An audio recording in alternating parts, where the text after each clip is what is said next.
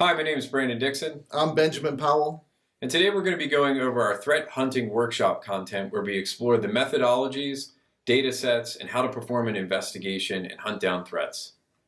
Let's begin. So we're going to begin with a threat analysis lifecycle, and the first part of the lifecycle is really surface suspicious. And what that means is we're trying to find something on our network or maybe from a partner that we don't really know too much about. We don't know whether it's good or whether it's bad. So what devices are gathering that information internally that we can use to bring that suspicious indicator into life? Well, in some networks, we have things like intrusion detection systems or intrusion prevention systems. We may have proxy logs or web server logs. And some of those devices might have signatures and monitors in place. Or if you're an advanced organization, you might even have your own in-house data collection, your ability to mine all of the data that you have internally. Depending on how connected you are inside of the industry, you might actually have a number of different paid feeds or free feeds that you're collecting from the open source that can help you surface suspicious. So these might be things like threat feeds from some sort of open source provider like Firehole, for instance, where they aggregate a number of feeds together, and then you can pump that information into your own data and look for the intersection between matches on a known bad list and then events that are occurring within your network. So like an IP address internally that's talking to something outside that's on a known bad list. Absolutely. Okay. And so just because that ends up on a bad list, it doesn't necessarily mean that what we're dealing with is malicious. It does take some time for us to actually go through and see, is it malicious? Something that was malicious today may not be malicious tomorrow. And so it requires us to apply our analytical rigor over on that data to really figure out whether or not it's something that is bad. Like an IP address that might change because it's dynamic. Yeah. And it was bad today, but tomorrow it's associated with a good domain. Yeah, and with the advent of cloud providers such as Amazon or DigitalOcean or any of these VPSs, attackers can spin up systems very quickly. They can conduct their phishing attacks or their malicious attacks, and then they can simply remove them. That IP address is then freed back up into a pool that anyone else could get assigned to. So at this point, we've got something that's been surfaced as suspicious. We need to figure out more about it. We want to collect as much data as possible to help inform the decision that we're ultimately trying to make. Is this good or is it bad? So where should they be collecting from? Just the edge, or is it between the different routed boundaries from the web, app, database, internal network? Where should they be focusing, collecting data? Really, it should be trying to focus as many places as possible. So from a RiskIQ perspective, we're going to be focusing on the external internet-facing data, whereas if it's on your own network and you're monitoring, let's say, NetFlow information or firewall logs or proxy logs, you'll have coverage there. And so what we like to tell people is you want to make sure that you have a 360-degree view that you're able to get data from as many sources as possible. And really that's important simply because in the event that you experience a breach, the external data is going to be really helpful in understanding and enriching maybe what the attacker's infrastructure looked like. But if that attacker is now laterally moving within your network or changing infrastructure or even becoming an employee of your organization, you need to make sure that you have your own data and visibility into that. And as the attack changes over time, if we can find that indicator that was communicating out and showing all the infrastructure that's being used, we can see how that attack might change over time and be able to prevent it potentially. Yeah, absolutely. And so, at this stage, having that internal data is extremely important. Having the external data is important as well. But you also can't lose sight of the fact that you have peers and other industry groups that you could work with. So I know, for instance, that I've worked with the FS-ISAC. And I've worked with InfraGuard. Yeah. So we're able to leverage these organizations where it's sometimes peers and it's part of the same industry, or just folks that are very interested in having good security posture and good defense. And we can work together to essentially exchange information, attacks that we're seeing that they may not see, and so on. And that allows us to kind of help look inside of our network to figure out if we're dealing with something that maybe our detection systems miss. Yeah, and I've worked with projects within Passive Total to be able to have peers from outside be able to look at the the investigation that we're conducting. Yeah, that's a great point. That is kind of what I would consider almost like an open source intelligence source, where just like I could put a piece of infrastructure into Google and run a search to see what results come back. If I'm using something like RiskIQ's passive total, and that even the free version, as I'm pivoting around on a piece of infrastructure, if there's a public project that someone else has created, maybe an industry peer or an individual, that information will come associated up with the search results that I have, and I can investigate that further. Okay, so now we have all of this data, and you'll note in the slide that I put collect data. I didn't put collect intelligence. And so it's at this point where we've got something that we know is suspicious. We're not quite sure if it's good or bad. Should we spin up a response team? Is it false positive? We've collected as much data as possible, and now we want to make an assessment.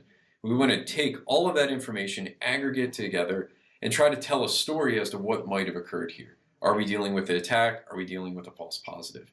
And that's at that point where we're transforming that data into raw intelligence. And so here, this is where you want to leverage your subject matter expertise, and that takes a while to develop. When I was first starting out as an analyst, I was always amazed that I would talk with peers in the industry, and I would say, hey, I'm looking at something, I think this is totally bad, and then one of my buddies would tell me, oh, you're looking at a hosting provider. Right. It's a shared infrastructure, it has common overlap all over the place, how could you not see this? And for me it was discouraging, because I was trying to apply all this data analysis and collecting as much information as possible, and it was very time consuming. Right. But I didn't know what to actually look for. And I think over time, I just developed this sense of seeing patterns within the data. It's see that needle in the haystack of all the noise and pinpointing and saying, okay, I'm going to focus right here because this doesn't look right. Absolutely. Yeah. And I think that's one of those things that as an analyst you can train yourself to do, simply by starting with something you know is bad and looking at data and how that data appears and any patterns that may show up or manifest inside of that data. So if we know that something's bad and then we see common patterns on bad infrastructure, then we can start to train ourselves that in the future when we see those patterns, we might be dealing with something bad. Like a certificate associated with malware. Yeah. Then if we see that certificate being used on a different host, then we can say, hey, that doesn't look right. Sure. Or one of the great examples I like to use is sometimes threat actors will actually take a domain that they're using for command and control for malicious purposes, and when they're done conducting operations for the day, they'll shut it off by parking that domain on an address, an IP address that doesn't actually route to anything on the internet. So an example of that might be 127.0.0.1, which is your local loopback address. And so you might ask yourself, well, why would someone do that? Well, there really is no good reason why. So in the event that you're ever looking at infrastructure, and for me personally, when I see a non-routable address appear associated to a domain, I tell myself, I'm probably dealing with something at least suspicious, because that's not a normal behavior. And then how are we detecting that non-routable IP that's out on the internet? Is that through the DNS or name servers, or how are we getting that? So that in that case would be something like passive DNS or performing an active resolution, which we'll discuss later in the course. But what's really important here to take away is that there's just patterns that may exist. Things that if you're asking yourself, like, man, that looks really strange, right. Like, is that normal behavior? Then chances are it may not be normal. And that helps to make the assessment. And I think what's important with this threat analysis lifecycle is that you want to have a process in place that is first surfacing something that's suspicious, making sure that you're trained in collecting data. And this may change over time. You may get more data sources, you may lose some data sources. But ultimately you want to make an assessment. You don't want to enter a state where you're just never doing anything, because that wouldn't help anyone. Right. And later when we get into projects, we can show how you can look at the history of the project for somebody who's a junior analyst to see how this investigation progressed over time. Yep. So they can learn as well. Yeah, absolutely. So one of the philosophies that we have at RiskIQ that's really interesting is that you can't avoid interacting with the internet. And so we have 5 different steps in which we kind of quantify like how this can be beneficial to us. So the first is any action on the internet emits signals. So for example, you and I are sitting together right now in this room, part of RiskIQ's network. And we're emitting signals by being on that network. Both my computer, your computer. Our phones, yeah. Yeah, our phones being in the same room. we have now been co-located in the same place for however long we're going to be together. Mm-hmm. And so the second part of that is, we're emitting signals. So these are going out into the ether. Maybe they're being recorded on the internet, or they're just local inside the room. Signals are largely ephemeral, and they're going to go unnoticed unless someone's listening. Mm-hmm. So in the case of us being in the same room, if no one's logging our internet traffic as we egress out to the internet, Mm-hmm. then no one will know that we were actually together, that both of our machines were on the same network. Mm-hmm. However, and this is point 3, if the signals have been captured, then in theory they could expose the stages, elements, or infrastructure associated with an attack. So let's say, for example, that I'm planning something bad. And that, now, and people are watching me, they're recording me, they know that I'm a bad actor. Well, all the signals that I'm emitting are now being collected and analyzed by these folks to make sure that I don't do anything, that they can get it one step ahead of me. Well, now you and I are in the same location. We're emitting signals together, and if they're being captured, in theory now, there's an association where you I'm are associated with a known bad, so then I could potentially be bad. Exactly. Or if we went to a restaurant and we both use a debit or credit card, they can say we were both at a restaurant because they can look at that record. Exactly. If they had it. But if I paid cash, then no one would know that I went there. Yeah, so signals, they're everywhere. And what's important to note here is that those exposed signals, us being together, for instance, could literally destroy an operation or really make it inefficient. And so if you were to leave here today, and let's say that you were that I was being monitored, someone would know now to monitor you. And if you were planning something bad, now you would potentially be thwarted. Now, obviously, we're not doing anything bad here, but the point of what we're trying to make is that signals are occurring all the time, and a lot of it happens just by the nature of the internet itself, being on the internet. So a website may be pulling an image from Facebook, yeah, or sending information to Google Analytics to say, this is my traffic that's happening. Yeah. All that are the signals that we're talking about, that type of stuff. Yeah, absolutely. And some of those are, they're not readily apparent to you. You may not realize that a Google Analytics tracker is present on a web page when you're viewing it, simply because it may not tell you. Mm-hmm. Another good example is that, if I'm going to send a phishing email, the act of actually sending the email itself is a pretty overt action. I'm pretty aware of as to what's going on. I can tangibly see I've created an email, I've hit the send button, I have expectations that will get delivered to you on the other end. Mm-hmm. However, behind the scenes, when I hit that send button, there's an IP address that's getting associated where the network traffic is leaving from, and that's egressing through a network and maybe going through an autonomous system. Mm-hmm. And maybe that's turning into different packets that get routed out on the internet, which then ultimately land through the email provider, which was specifically picked, and then is filtered through your email information, etc. So a lot of hidden signals there too, not just necessarily the overt ones. So the internal and the external merging together to give you the complete picture. Yeah, and I think what's important here is that last point, number 5, that if we have enough signals and if we're able to expose these elements of attacks, even before they're an attack, then we can essentially destroy operations and waste money of the adversary and the attacker. And the more money that they have to spend redoing their infrastructure, the more likely that we're able to stop them from conducting attacks as frequently. And another example I'd like to point out here, I think is just interesting, is that in the analyst world or the research community, there's often a desire to not want to burn infrastructure or not want to out a particular actor. And because in doing so, that actor may change and they may lose visibility. Even in cases where we're burning infrastructure, that in of itself is leading to signals being created. For instance, if we go and we out some sort of government operation, all of their infrastructure, their domains, their IP addresses, their SSL certificates, everything they're using, they may frantically go and register a whole bunch of new infrastructure so they can continue their operations. So just that influx of new infrastructure being purchased and stood up online and put in place could be an indicator on its own. Yeah. And when you're doing something very quickly, you might be more prone to making a mistake. Mm-hmm. And that mistake could be a signal that we capture and then use to our advantage. Very good. Okay, so we talk about the value of signals and how they can really expose elements or something as part of an attack and really help us get a handle on what's going on. So RiskIQ specializes in collecting signals, and we do this through a number of different means, but we're collecting a lot of information as depicted on the slide there in a number of different hexagons. These data sets are just some of the ones that we have. There is more, and it's always growing, but it's important to note these are some of the signals that we'll be working with in the workshop. So why is it so important to use like a global proxy network to be able to do your traffic when we're collecting this data? Why is that important? Yeah, so having proxies all over the world and functioning for us to have our traffic egress through is important because some attackers or the more sophisticated actors may choose to only deliver their malicious payload to a particular region.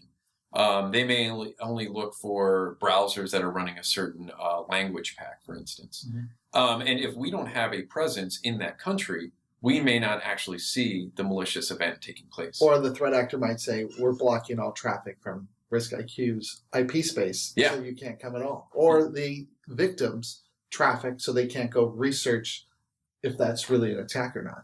Yeah, so I mean, being a security company, it can be challenging because we end up on the radar of attackers. People want to get past our defenses. Mm-hmm. They don't want to emit signals that we're capturing. And so having those globally placed sensors all over the world and frequently rotating them is extremely important. It's also important too that we're not only just egressing through different locations, but we're also instrumenting pretty powerful tools to collect information as well. And so our headless web crawlers, what we typically call virtual users, mm-hmm. are conducting billions of requests a day. And much like you go and surf the internet with your browser, our headless web crawlers are doing the same thing. They're collecting all of the information as if they were a user in a browser, including clicking around, scrolling, etc. Acting like what our parents would do. Yeah, clicking around, maybe clicking on links they shouldn't be doing, getting redirected and potentially served malware. The benefit that we have there is that this is all automated. It can be done at scale, mm-hmm. and we don't have to worry about getting infected with malware because these aren't running on real full-fledged hosts. So they're acting like any type of device and operating system coming from different points of presence around the world. So it's acting like the intended victim.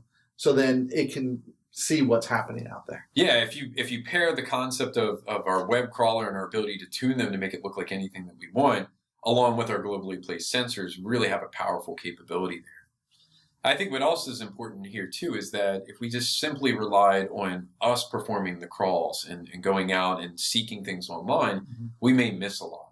And so we've actually gone through and instrumented ourselves to perform regular internet scans on a routine basis.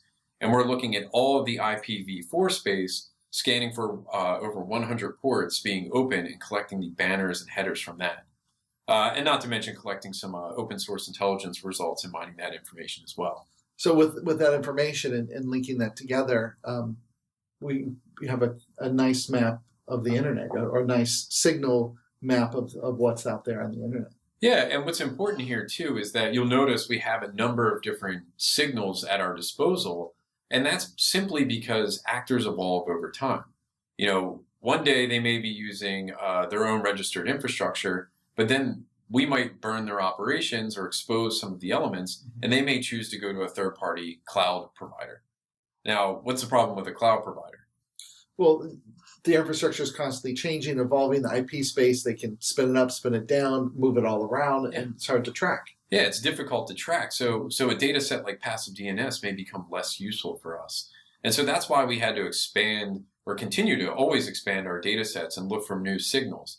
And so where we might lose out on the passive DNS connection between finding new websites, we might have crawled that infrastructure and found that there was a unique tracker or cookie that was being deployed on the web page that allows us to make a connection to that infrastructure. So as the infrastructure moves and they still have that same tracker, that cookie or analytic code, then we can link that infrastructure and say, hey, it's the same or it's associated with it. Absolutely. The point here that we're trying to get is signals are important, and we want as many of them as possible, because the more that we have, that means that the higher fidelity connections we can make. The better the decision you can make to say if it's really bad or not. Absolutely.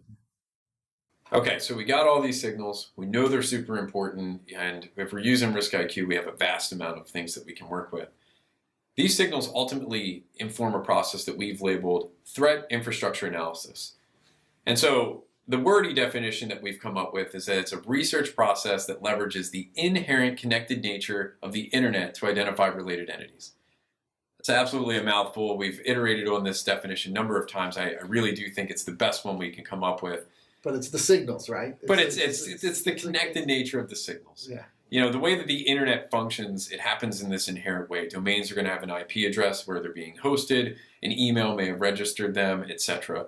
There's things that just take place that connect these different data sets together. And no one can avoid it. It's every website has to play by the same rules to be on the internet, or it doesn't function. You can't get there. Exactly. And so why is this process important? Why do we have a methodology around threat infrastructure analysis? Well, what we've observed over the years of doing this work is that these operators or people that are conducting attacks are humans. They're going to make mistakes. We're all creatures of habit. And so what we've identified is that infrastructure is not some sort of infinite resource. It's finite in the sense that there's only so many IP addresses, or there's only so many domains that you can get, or there's only so many networks you can interact with. So if the bad actor is going to go buy a new domain, he might reuse the address or the telephone number or the email address associated with that. So because it's something that he might have scripted or have an account to verify the information with. Yeah, that's correct. Or in some cases, we'll notice that some hosting providers actually allow the malicious activity to occur. They kind of turn a blind eye to what's occurring. And so you might find that certain registrars or hosting providers will frequently come up when you identify malicious activity. And that's simply because these actors have favored a particular hosting provider because of the lack of takedown that's taking place. So there's a lot of potential reuse here. Again, signals, overlap. And you can chain all of these different data sets and the connections between them together to help you surface new leads inside of an investigation. And that becomes really, really helpful when you're taking that suspicious event that may have occurred, collecting the data and trying to make an assessment. So the threat infrastructure analysis is a foundation to be able to take these signals and make a determination. Absolutely. And what's nice about this is that coming from a background, some folks might be more technical than others, but what I particularly like about the threat infrastructure analysis methodology is that it's a repeatable process that's pretty easy to begin understanding. The only barrier to entry here is having some understanding of the protocols of the internet and the data sets that we're going to be working with, which is the purpose of this workshop. Right. So by the end of this workshop, not only will you understand threat infrastructure analysis and the methodology, but you'll be able to instantly start applying it inside of your organization or when conducting just research on your own. Okay, so we got threat infrastructure analysis. We have this long, wordy definition about how everything's connected. And so this is an example here that we're showing that's an infrastructure chain is what we'll call it. And so you'll remember that we have these hexagons. They're representing data points in this particular case. And what we're doing is we're forming a chain. So each one of those hexagons is a data point, and then the relation or proximity to other hexagons is the connection that might be made. Okay. So if we start in the top left here and we have that IP address, that's connected through a domain because the domain itself is resolving to the IP. Now maybe that domain was registered with a particular email. And that email was then connected to another domain. It was also registered with the same email. And maybe that domain's inside of an open source intelligence report. What we're trying to do here is essentially the Kevin Bacon effect for the internet. We want to be able to leverage these inherent relationships between the data sets to form these chains, because if we're starting with an IP address, we can then go through the different connections on the chain and identify something that we may not have seen before. So this is like where the internal and the external come together. So internally you might have seen a compromised machine trying to phone home someplace out on the internet, and that's an IP address. And you don't know anything about it other than the IP address. Yeah. And then from that, you can see how that links together and all the infrastructure that might be involved in that particular attack, even though you had one indicator only. Yeah, what's beautiful about this process is that you can start with one indicator and quickly balloon that into maybe several indicators, tens, sometimes hundreds of indicators, depending on how sloppy the actors are.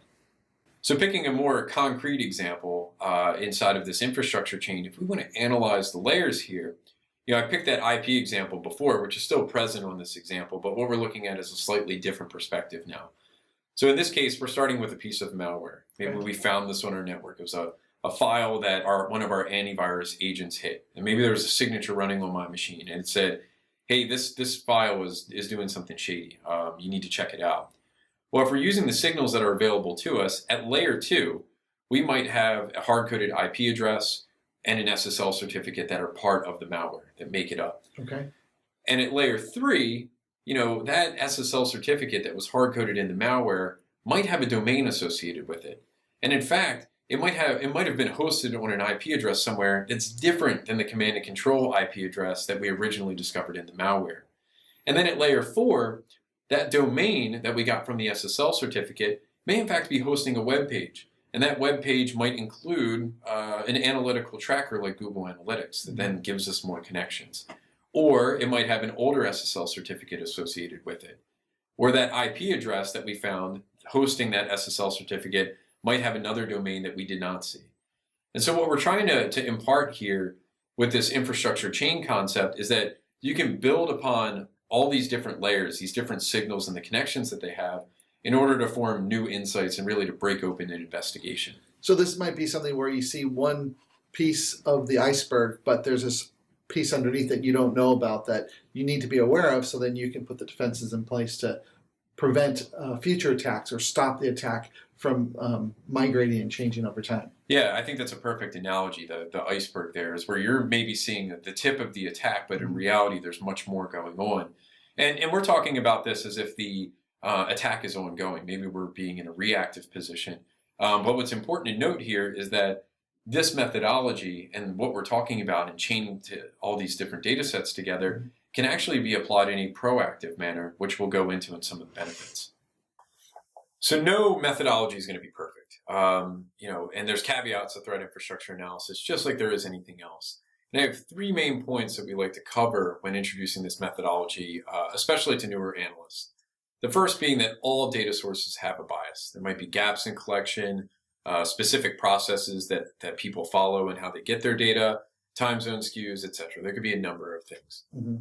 So what are some examples like a drive-by malware? Might be through an ad. So if we scanned it and we found that malware because that ad was playing, if we went back to the site a week later, it might not be there, correct? Yeah, absolutely. That's a great example. Another one could be the fact that when we do our routine internet scans, we can't scan the internet every single second that it's changing. And so scanning the internet one day may reveal open ports on a particular server, and then the next day they might be shut off. So there's always some sort of gap in the collection. So when we're scanning, it's not always consistent the same time every day, every single day, because to have that infrastructure, I don't think anybody could be able to have that. Yeah, it'd be tough to scale it. So like even the threat actor, we have to keep them on their toes when you're doing these scans, because if you're always doing every Tuesday at 3 p.m., then they could change their website that when we go and scan them, that it looks normal. Yep, absolutely. And so what's also important to note here as well is that sometimes you'll identify cases where there's no information at all. Now, keeping in mind that there's gaps in collection, it's not that something didn't exist. It just may not have been collected. The signals were probably there, but no one actually captured them. So the phishing website maybe was up for an hour, and by the time we went to scan it, it was already shut down, for example. Yep. And so we are seeing that with actors kind of taking note of the fact that if they're able to do something quickly, that they may not be discovered. And so they might register infrastructure, put it on a third-party host, run their operations for 1 hour, 2 hours, shut it down, and start it up again. But that's an indicator, because of the way that they do it, that we could see that with the signal, the domain being purchased, the being hosted and shut down. So just a newly observed domain might be an indicator that might be suspicious. Yeah, and if they're changing every hour, then that's going to have a pattern of changing an IP address every hour, which is not normal behavior for legitimate infrastructure. So the next one that we have here is that a connection is not necessarily equivalent to a solid analytical lead. And what I mean by this is if you're let's say you're looking at your web server logs at your company, and you see an IP address in there that's maybe conducting some sort of attack, or they're trying to conduct an attack on your infrastructure. And that IP address is associated back to Russia. doesn't necessarily mean that someone in Russia is trying to attack you. And in fact, it may just be some sort of proxy or compromised IP address. It could be a legitimate piece of infrastructure that the actors are using to obscure who they actually are. Could be your mother getting infected with malware and the threat actors proxying to their machine to go do their attack. Yeah, no doubt. Now, here's the thing. You see an IP address that's associated with Russia in your logs, and you're a banking institution, and it could be an anomaly. But if you're part of the Ukraine separatist forces, at that point in time, you might want to take a little bit more consideration as to what you're looking at. But what we're trying to say here is that having a connection, that single point, is not necessarily indicative of the person that's trying to attack you or that you're dealing with something malicious. And that's where you need to look at the complete signals and look at the complete picture before you make your determination. Yeah, you want to use the experience that you have. You want to evaluate the results. You want to ensure that you're collecting as much data as possible. Now, for me personally, I like to have at least 3 points of proof, 3 connections out through different data sources to help back up the claim that I have. The last caveat of threat infrastructure analysis is really that the process itself is not really static. Keeping in mind that the internet is going to be changing all the time, that infrastructure can change at any moment, us doing our investigation today may yield a certain amount of results. But if the actors come through and change their infrastructure afterwards, if we come back and look at it tomorrow, we might be dealing with completely new connections or new indicators of compromise that we may want to feed back into our processes or our systems. So unlike a case where we might take a piece of malware and write a report about all of its capabilities, that's very static. With infrastructure, it requires you to constantly go back and keep up to it, which can be difficult. So you need to have a way to constantly monitor all of these different data sets and in particular, the indicators that you found interesting. So how it evolves over time, how it grows or shrinks or changes, because once something gets burned, it might swap completely, and you need to be able to then find those connections and try to link it back together. Yeah, and there's some cases where, I've been part of investigations that have ran for nearly 2 years of starting with one piece of information, expanding it, having someone burn that, finding a new linkage, and then keeping it. You just follow that process down. And it can take a long time to keep up with these actors, especially since they're motivated typically through financing, through financial means in order to get money, or if it's a government or state-sponsored work, it's part of their job to do this. So some of the ways that we'll get to later will be like projects and how I can put these indicators in and tell it to monitor. Yeah. So then I'm not constantly rerunning these queries every single day to see if there's changes. The system will do it for me, and as the data comes in that matches a change into those indicators, I will then see it immediately. Yeah, we'll definitely be covering that and how we can use the platform that RiskIQ's created, Passive Total, to essentially help accelerate our data collection, but also help us do the continuous monitoring aspect as well. Okay, so at this point, we've introduced the threat analysis lifecycle. We've covered a bit about signals, their importance, and now we've gone through and showed like some infrastructure chaining. Why would I want to apply this methodology, this concept of threat infrastructure analysis to my organization? Well, there's a number of different reasons. First and foremost, I mentioned this before, where it doesn't always have to be a reactive state. Security doesn't have to be that, where I'm dealing and reacting to a potentially malicious attack or a breach on my network. Instead, I can use this concept, this methodology, to proactively identify threats. And so we can identify related infrastructure. We can potentially uncover overlaps in targeting using the methodology that we explained here, and even some of the examples that we've already gone over. So I can look to see any domains that might appear to be spelled like mine, or have the same, like a subdomain to somebody else, but my name is associated with it. That might be an indicator that something might be starting. Yeah, like you don't have to wait until you're dealing with an attack, and in fact, you shouldn't. Right. You should take that proactive step to basically go and start hunting down threats that may occur against your organization. And one of those ways is looking for your brand inside of infrastructure. Another one of those ways could be simply taking open source intelligence that's being produced on a regular basis from these security companies, looking at the indicators of compromise that they've produced, and fanning out using this methodology on top of that data in order to find more information. And then you can then go take all of that data, block it inside of your network. You don't have to deal with that threat now. Or even looking internal from the outside to say, how do I appear on the internet? Am I running any infrastructure that might be susceptible to an attack? Yeah. Or a 0-day that was just announced, to look to say, do I have any of that infrastructure myself that I might need to shore up? Yeah, that's an excellent point. That we talk commonly about finding attacker infrastructure, but there's no reason why you can't apply the concept of threat infrastructure analysis, or maybe just infrastructure analysis, to yourself and identify all of the different assets that you have existing externally facing online. So beyond doing the proactive aspect of this as well, you have the ability to assess a potential threat. And so what we mean by that is, RiskIQ has been collecting this data since 2009. So we have an extensive amount of history. And what we're looking for when we're dealing with attackers is something called TTPs, tactics, techniques, and procedures that they may be employing for their attack. And so to give an example of assessing a threat, a less sophisticated actor may choose to register a domain with their personal email address and their phone number, and they're not going to privacy protect that information, and they're going to continue to use the same IP address over and over again to conduct their attack.